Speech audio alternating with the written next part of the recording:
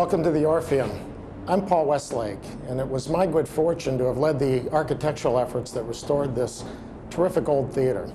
It was an extraordinary experience, and we're very proud of what we've accomplished. So please join me and let's look around. This is the orchestra level lobby, which is really spectacular, unlike anything you'd see in a modern theatrical venue. But before the renovation, it was in deplorable condition, along with the rest of the theater, which had fallen into disrepair and decay over the years. A really sad state of affairs for such a prominent Phoenix landmark. The Orpheum was conceived at a time when the place where one went to see entertainment was actually more important than the entertainment itself. These vessels, these terrific buildings, were wonders that attracted large crowds for what was then a new form of American expression.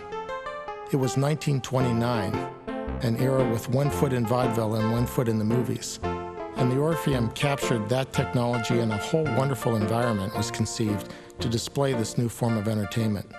Well, in those days, that was just, everyone was abuzz with the Orpheum because it was so beautiful. We'd never had anything so lovely in Phoenix, I don't believe. And there was much enthusiasm. The developers of the Orpheum, Ricards and Nace, spared no expense in constructing the theater. They hired some of the finest craftsmen available, and when the project was completed, the total cost came to some $750,000, an enormous amount at that time. But their investment paid off, and the Orpheum was hailed as the most deluxe movie palace west of the Mississippi. The building as a whole is a pretty eclectic assemblage of elements, which was typical of historic theaters. They would borrow the very best from many different styles. So the orchestra level lobby was designed to resemble a Spanish nobleman's gallery, and here you find an incredible richness of ornament and detail, along with some very special painting techniques. When we discovered these doors, they were painted a single color, which concealed wonderful zodiacs. We restored them on canvas and returned them to the doors, and they have become a delightful feature. The columns are heavily modeled and glazed so that you really feel their forms as spirals. If they were painted a solid color, you wouldn't see such a three-dimensional effect. But through the dark glazes and the way this is modeled, you get a very strong sense of the shape of the spiral. They're also festooned with birds eating grapes and cherubs and salamanders, and are quite wonderful in their detail. There are some wonderful details here which are worthy of note. For example, these cartouches, which are really masks of comedy and tragedy, are actually the faces of the original Orpheum developers, Ricards and Nace. The ceiling is really all concrete. It has concrete beams that were painted to simulate aged and weathered wood. The coffers between the beams have a rich stenciled pattern, and it gives it a texture and a decorative aspect that is quite unique. So these spaces are filled with a rich color and a rich ornament that is radically different from the lobby upstairs. This is truly representative of the heaviest Spanish Churrigueresque architecture that's in the Orpheum, and it is quite exceptional. I think that during that period of time, there were a lot of individuals working with their hands. But in this theater, whoever assembled a team did an excellent job, because they got the best of the best. And then they acted as a cheerleader, so to speak, and kept these people doing the best work that they could possibly do. And that's what we found in every single area we investigated. There are just so many things you don't know where to stop. The astrological signs on the door. Of all, we've executed 54 theaters. There isn't one that has anything close to that. I mean, every little detail in every corner was worked on. The original design of the Orpheum united the theater on all levels, the basement level, the orchestra level, and the mezzanine level, by 2 exquisite stairs at the north and at the south side of the lobbies. And these stairs are beautifully detailed, both in their level of ornamentation and in form, like the elliptical shape of the south stair, which we also call the peacock stair. At its upper level, you can see 11 peacocks, which are executed in gold leaf with a beautiful aqua overlay. They're surrounded by a pattern, a kind of an aqua glaze stippled onto a gold background. Also on the underside of the stair is a very large peacock that spreads its feathers into the luster, and it's a very rich, polychromed and glazed ornament. This is perhaps one of the most beautiful elements of this theater. You could never reproduce open stairs like these today because the building codes wouldn't allow it. It's only in the surviving historic architecture that you can find such features.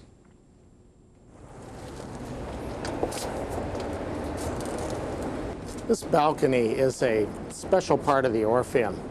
It overlooks what was originally 2nd Avenue and is now part of City Hall Plaza. You can imagine patrons strolling out from the theater to this balcony and overlooking crowds below. On the face of this balcony are conquistadors, like those who came to Arizona from Mexico. They were looking for riches, but instead they found Indians they would convert to Christianity. So the allegory of the Orpheum, which pervades the rest of these rooms, changes its theme here and becomes part of the allegory of Phoenix and the history and lore of Arizona. The exterior of this building expresses a side which is exclusively Phoenix. It's not a building you'd expect to find back east or in the north. This is something that speaks the language of Arizona.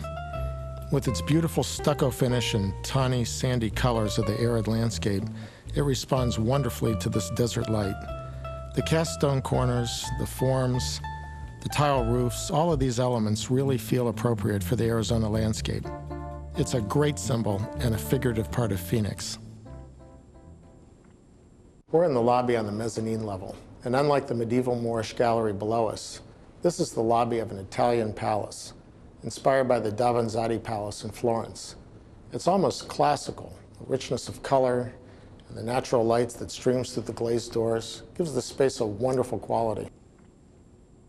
When we found this lobby, it was painted only 2 or 3 colors. The walls and ceiling were painted a light monochromatic green, and this wonderful stenciling of the beams and all of the detail of the coffers and the moldings was missing. So we restored this fabulous ceiling, and I'm especially fond of the areas that have a field of dry brushed gold overpainted with aqua. And then there's a darker blue stencil motif. We transported that detail from the lobby ceiling to make a tie between the historic finishes and the new parts of this project. The upper walls are a faux stone. The joints and depressions are all done in plaster and simulate stone. None of the original chandeliers or wall sconces from 1929 remained, and these fixtures had to be specially created based on forms and patterns that designers thought were appropriate for the Spanish style of the building. We also had no record of the original carpeting, so we invented a pattern and palette that we felt was compatible with the building's original color scheme. But just as we were about to bid this part of the restoration to contractors, a friend of the Orpheum Foundation was cleaning trash and debris from the theater, found a piece of the original carpet, and although it was very filthy, it showed us what the pattern and the colors might have looked like, and we were able to reproduce what was here in 1929. This room is stylistically one of the most unique. We call it the Rotunda, and originally it was at the extreme end of the mezzanine lobby. This space was a cul-de-sac, a destination, kind of a retreat, and it was designed in the style of the day, the latest architectural fad, which was called Art Moderne. It has these amorous motifs, these wonderful medallions of a young couple kissing on the sidewalls. And originally it had curved love seats, and the younger patrons could kind of hide away from the adults here in this corner of the theater. In this part of the mezzanine level, we created some new openings. An elevator was installed and the lobby was dramatically expanded. In 1929, a theater such as this didn't need a large lobby. It had a steady stream of patrons coming in and out. Events didn't have a beginning, a middle, and an end like today. Rather, people would see a continuing program that included a movie short, a vaudeville routine, and an organ performance, and when they'd seen the entire program, they would leave. 1,400 patrons didn't break at the same time, as is the case with a modern performing arts center. So we needed a larger lobby, and at the same time we wanted one that would have a more contemporary feel. We didn't want to confuse people into thinking that this was part of the original design. So we used some different materials, such as bronze and mahogany, and we cut out the floor, creating a double-height space. This unites patrons who gather along this gallery with those who come out of the audience chamber on the orchestra level below, and creates a bustle of activity and vitality that can be seen from the street outside. The balcony is one of the most interesting parts of the Orpheum. It's not like the peanut gallery of most theaters, a kind of a second-class environment. It's really one of the very special places within the theater.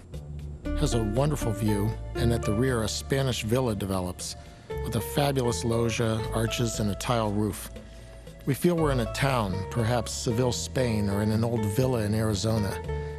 This is typical of many movie palaces built in the 1920s. They were designed to be atmospheric theaters and make audience members feel that they were seeing a show al fresco, that they were sitting outdoors.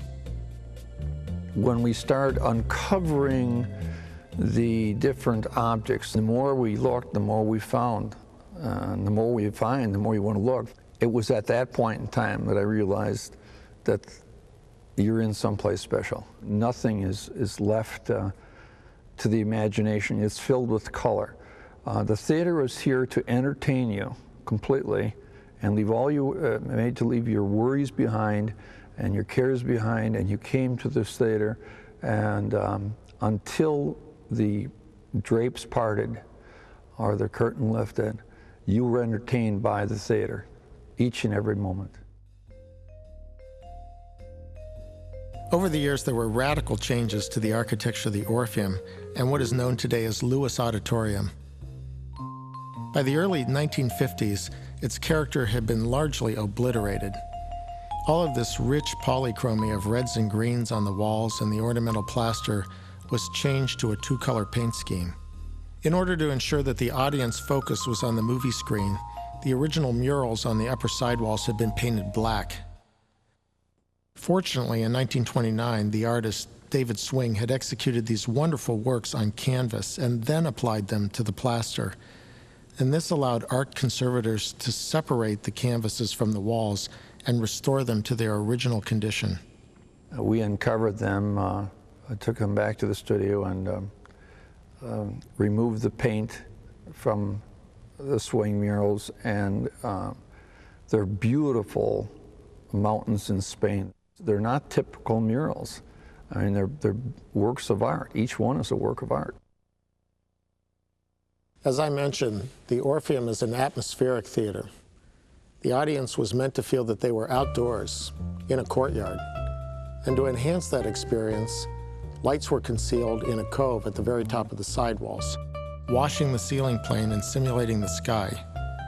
When you entered the theater, you felt it was late afternoon, and then just prior to the curtain rising, the sun would set and darkness would fall, and stars would appear along with slowly drifting clouds.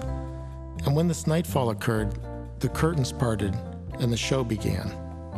Fortunately, we were able to recreate this wonderful effect. We used to love to come early if there was a performance or something like that, because the ceiling of the Orpheum, I've just never had ever seen anything like that. There were clouds going by, and I would always want to come early before the show started so I could sit there and follow those clouds with my eyes to see if they really moved, and they did. I never did figure out how they did that. More than any other project on which we've worked, the Orpheum has been one of invention. It's been so demanding in terms of restoration techniques. The original ornament and design is so singular that there's really no cookie-cutter generic approach. We were able to restore this magnificent audience chamber to a close approximation of its original grandeur. But when we began the project, this space had essentially been gutted. We couldn't find any drawings, and perhaps they didn't exist. And they didn't need to exist because in the 1920s, architecture was done differently than it's done today. It was more like a healthy conspiracy among artists and designers and craftsmen. So we had a lot of detective work, forensic work, to determine what was really there. For example, all of the sidewall niches had been painted over. We suspected some vestige of the original mural might have survived, and so it did, allowing us to recreate the original design motif. We also discovered the wonderful decorative scheme of the under-balcony area, the gridded pattern in which the blue panels were set to restore the beautiful chandeliers. But some problems were much more of a challenge. In order to cut a new lighting position in the ceiling, which is vital for proper stage lighting, we had to figure out the curvature of the ceiling. So in order to do that, we constructed a grid by projecting lasers from the stage, and helium-filled balloons were floated up to the ceiling, and then we measured the lengths of their strings, plotted those coordinates, fed it all into a computer, and finally were able to draw the ceiling. One of the worst transgressions perpetrated on the Orpheum involved removing half of what was one of the greatest proscenia in America. In order to install the largest movie screen possible, developers who bought the theater in the 1940s cut away 3 of these heavily ornamented ropes, changing an exquisite part of the theater. To recreate them, we had to make rubber molds and cast in plaster the forms of the original surviving ropes. And as you can see, the wonderful deep proscenium has been restored, along with these medallions of dancers and muses, mythical figures, and of course the bust of Orpheus, all combining to create this rich decorative effect. One of the most interesting elements of the Orpheum is where the proscenium intersects the sidewall, for here we find the organ lofts of the theater. Symbolically, they're the balcony of a Spanish mission. Functionally, they're among the most sophisticated areas of the theater, something you can hear but not see. It houses a wonderfully complex vintage theater board assembly with a whole array of organ equipment, pipes, and regulating devices, which let us perceive this theater the way it might have been, just at the transition from silent films with organ music to films with actual integral sound. Well, the console contained 3 keyboards, and it was installed on a lift, a hydraulic lift that was in the orchestra pit at left stage. The pipes were almost equally divided. It had 11 ranks or sets of pipes, a set being an individual instrument, such as a trumpet, a clarinet, a flute, that type of thing. And they were installed in wooden sound boxes on either side of the proscenium, stage left and stage right, behind that ornate grille that you see down at the theater. A new organ's been assembled that's even more spectacular than the original. It'll provide theatergoers with a fantastic musical experience and really add an incredible dimension to the Orpheum.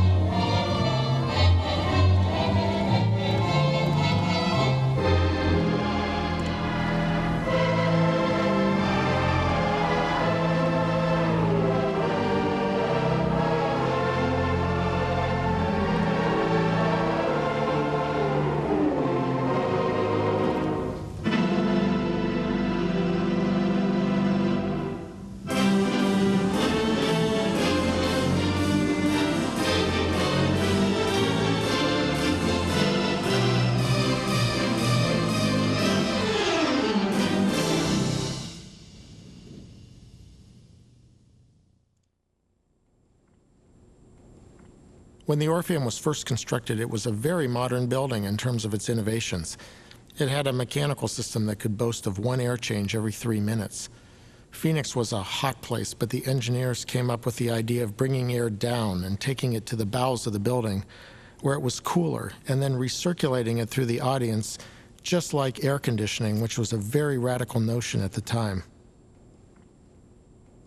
The stage is the heart of any theater. And over the years, the Orpheum stage has showcased an extraordinary variety of performers and performances. But the requirements of a theatrical facility today are considerably more demanding than in 1929. And although the Orpheum's been preserved as a wonderful historic artifact, we've had to transform it into a state-of-the-art performance venue as well.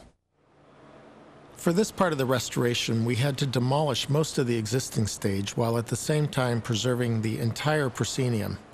So we had to find ways to structurally support this huge wall while we tore down the sides around it, a difficult challenge in and of itself. The backstage area had to be totally revamped and enlarged as well. And new ceiling grids and rigging were installed, and now there is nothing that can be produced that can't be accommodated on this stage. The Orpheum has experienced many reincarnations during its history. It began as a Roaring Twenties movie and vaudeville palace, and it played host to the likes of W.C. Fields and the Ziegfeld Follies in Mae West. And it also was a venue for local productions, such as revues staged by Phoenix dance instructor Gene Bumph. These reviews were every year, and in the spring of the year, and they were spectacular, really. Right. It was the closest thing to Phoenix that Phoenix ever had to a Ziegfeld Follies, I think. And he Real had show showgirls. business. He had showgirls. He had special costumes with lots of beautiful fabrics and feathers and big, the big headdresses, and it was very exciting. In 1949, the Orpheum was sold and became part of the Paramount movie chain, showcasing widescreen extravaganzas. Some 20 years later, it became the Palace West, following its purchase by theater impresario James Niederlander, and served as a playhouse for touring Broadway productions. And in the 70s, it even hosted Spanish films and boxing matches. Oh, there was all types of entertainment. We were basically the place where everyone, all the Hispanic people would come and watch movies, and it would be their entertainment. They'd bring their children, little newborns. They wouldn't even be 3 or 4 days old when they'd be here. A lot of couples met here, married, and now have children. And it was the place to come and socialize. By the early 80s, the Orpheum exhibited little of its original glory and narrowly missed demolition. But thanks to the effort spearheaded by the Junior League, the Orpheum was placed on the National Register of Historic Places, and with the support of the city, Phoenix's last historic theater was ready for a comeback.